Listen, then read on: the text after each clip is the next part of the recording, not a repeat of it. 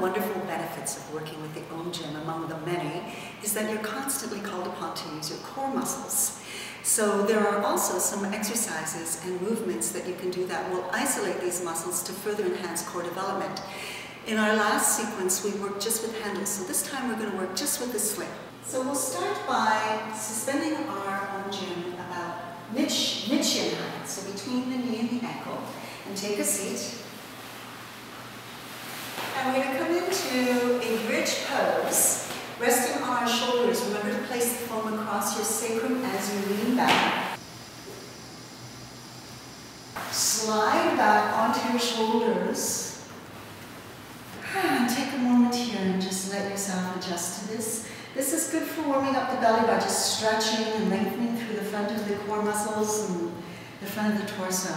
And if you want to have a deeper stretch, you can lift your shoulders and walk back 1 or 2 paces, replacing them back on the floor. Now you've introduced a little bit of traction, so the stretch is deeper.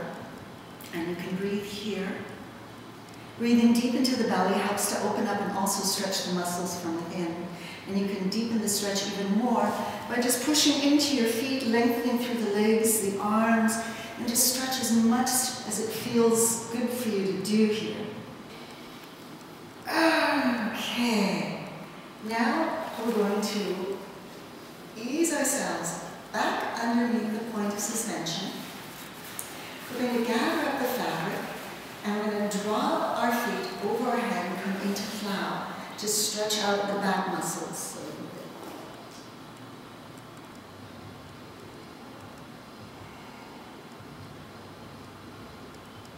bit. And as you release yourself back down, slowly use your core strength to control rolling down your spine.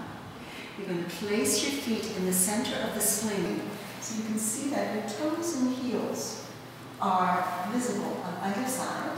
And we're going to come into a bridge pose here, pushing down into the fabric, clasp your hands beneath you, move your shoulders a little closer together for better support. And now we're going to extend and contract. Squeeze the knees together as you do this. And contract. Today we're going to do 5. You can do as many as you like or you have time for. 2 more. And 1 more. And if you want to challenge yourself, you can hold here for a few breaths. Keep pressing down into the sling, tuck your tailbone under, lift. Very good. And then bringing the knees back in. We're going to lower ourselves to the floor nice and slowly. And now we're going to lift. And lower. And lift. And one more time. And lift.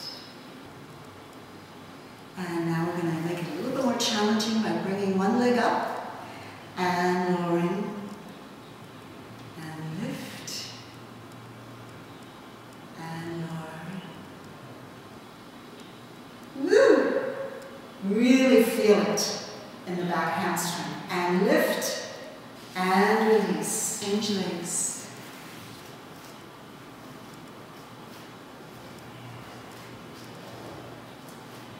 This really creates a burn in your legs. You're working very hard here. And when you're done, replace both legs. And release. And now slip your feet into the sling so your heels are supported. We're just going to relax the abdominal muscles and the leg muscles that we've worked by just swinging out the legs. Now my feet are very close to the point of suspension here, so I'm working my core muscles even as I'm swinging my legs. If you want to have a little bit more momentum in your swing, make the adjustment, just lift your hips up and move them in front of the point of suspension. Your feet will be a little bit higher and you'll be able to swing wider with less effort.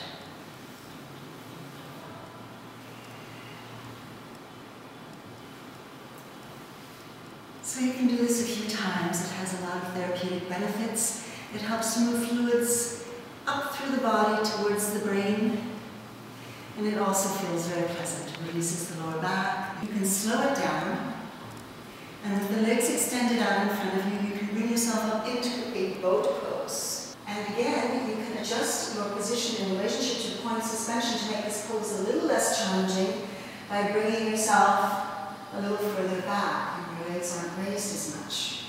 And then we're going to introduce row the boat, coming back until the shoulder blades touch the floor, come up, lift the heart.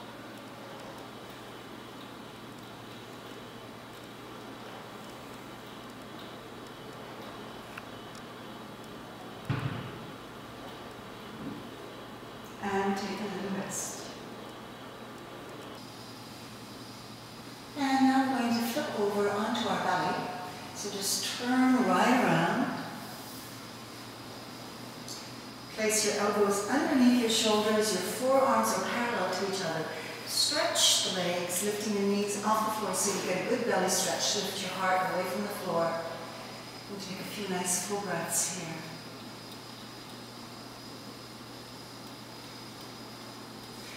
And now, lift the hips up, coming into a plank pose. We're going to do abdominal crunches. Lifting the hips up, draw the knees into your chest, and extend.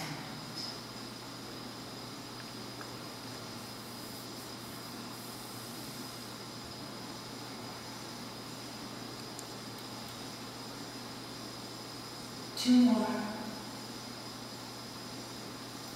Last one. Placing your knees on the floor, walk your hands in front of you, and just take a little rest in child's pose.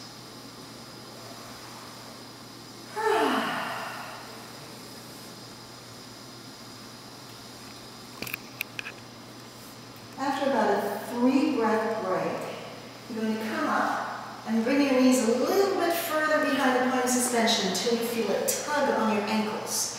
And then adjusting your spine so that your hands are placed underneath your shoulders. We're going to return into plank, and this time we're going to jackknife, lifting the hips up with straight leg. Whoa. We're only going to do about 3 here, because this is extremely challenging. And then once again, release yourself to your knees and take a wee break.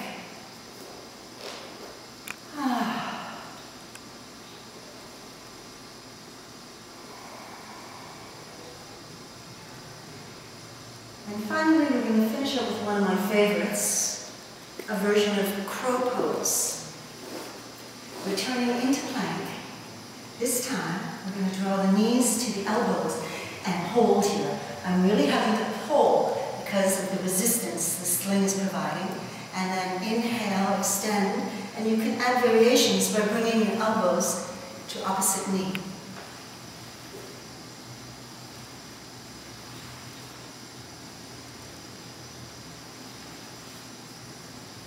Finishing up with crow.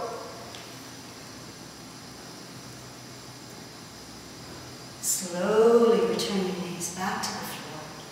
And we're going to stretch out again in Sphinx pose. Oh my goodness. Oh, that felt great. And coming back onto your back, slide your right hand underneath your left arm. Roll onto your back. And we'll finish up with some more leg swings. And that completes our abdominal sequence.